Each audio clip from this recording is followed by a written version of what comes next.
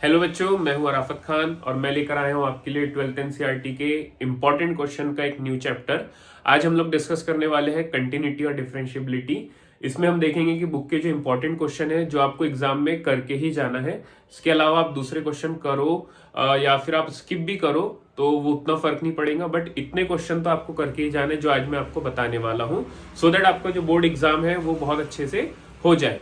इसके पहले भी हमने कुछ वीडियोस किया है जिसमें हमने कुछ इंपॉर्टेंट चैप्टर है, जैसे हमने वेक्टर्स का एनसीईआरटी का देख लिया है इंपॉर्टेंट क्वेश्चन, हमने रिलेशन फंक्शन का देख लिया है। तो वो वीडियो के लिंक्स भी मैं डाल दूंगा सो दैट अगर किसी ने नहीं देखा है तो वो फिर से जाके एक बार चेक कर सकता है। ओके, सो स्टार्ट करते हैं हम लोग और देखते हैं कि कंटिन्यूटी और डिफरेंशिएबिलिटी, क्योंकि कैलकुलस का काफी इंपॉर्टेंट टॉपिक है, तो इसमें से ऐसे कौन से चैप्टर है बुक के जो आपको करने हैं। तो मैंने देखो क्या किया है, चैप्टर में कोई एनसीईआरटी का कोई भी चैप्टर हो उसमें 4 चीजें होती है टोटल। एक तो होते एग्जाम्पल, दूसरी होती है एक्सरसाइज, तीसरा होता है मिसलेनियस एग्जाम्पल और लास्ट में क्या आता है, मिसलेनियस एक्सरसाइज। तो सबसे पहले हम लोग स्टार्ट करते हैं एग्जाम्पल से। तो देखो एग्जाम्पल 30 और 38 तो आपको करना ही है, ठीक है। उसके बाद आप एक्सरसाइज में आते हो 5.1 में, तो क्वेश्चन 7 कर लेना, 26 कर लेना, 30 कर लेना। 5.2 में आते हो तो क्वेश्चन 9 है, सिर्फ ये करना है।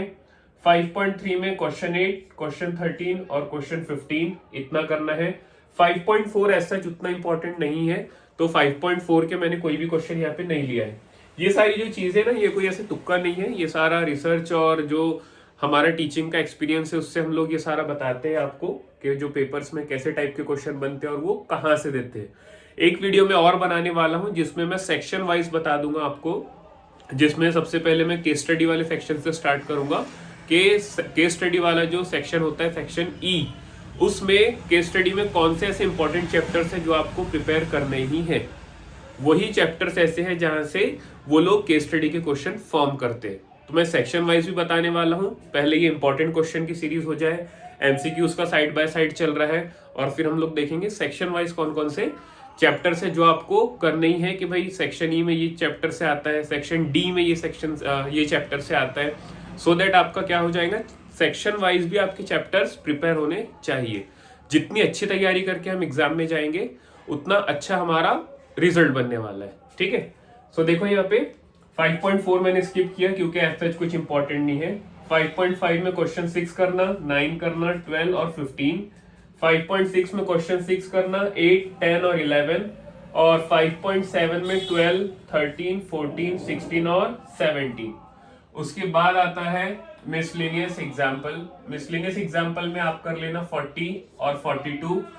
उसके बाद आप आ जाओ मिसलेनियस एक्सरसाइज पे। यहाँ पे देखो 6 करना, 10 करना, 13 करना, 14 करना, 15, 16, 17 और 22। इतने क्वेश्चन आपको करना ही है। अब होता क्या है, एज अ स्टूडेंट हमारा माइंडसेट क्या रहता है कि हम जस्ट एक्सरसाइज करके जाते हैं, और वो एक्सरसाइज करके जाने के बाद एग्जाम में क्या होता है, वो जो पेपर सेट करते हैं उनको भी पता है कि बच्चे सॉल्व एग्जाम्पल पे ध्यान नहीं देते हैं, बच्चे मिसलेनियस एक्सरसाइज पे ध्यान नहीं देते। तो वो क्या करते हैं, इस चीज का कहीं ना कहीं उनको बेनिफिट मिल जाता है, वो क्वेश्चन यहाँ से दे देते।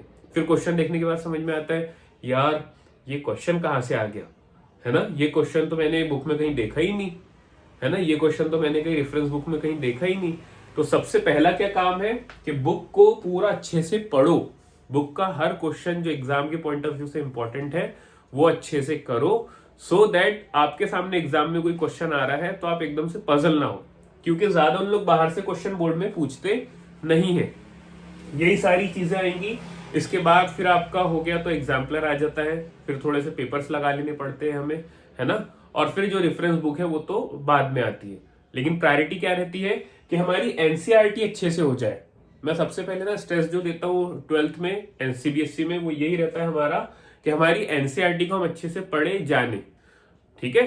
तो ये है आपका कंटिन्यूटी और डिफरेंशिएबिलिटी के कुछ चैप्टर्स जो आपने अच्छे से, कुछ क्वेश्चंस जो आपने अच्छे से करने हैं, और ये क्वेश्चंस प्रिपेयर कर लेने के बाद मैं आपको नेक्स्ट वीडियो देता हूं जिसमें आप लोग नेक्स्ट चैप्टर के अच्छे से क्वेश्चन सारे कर सको। Thank you so much.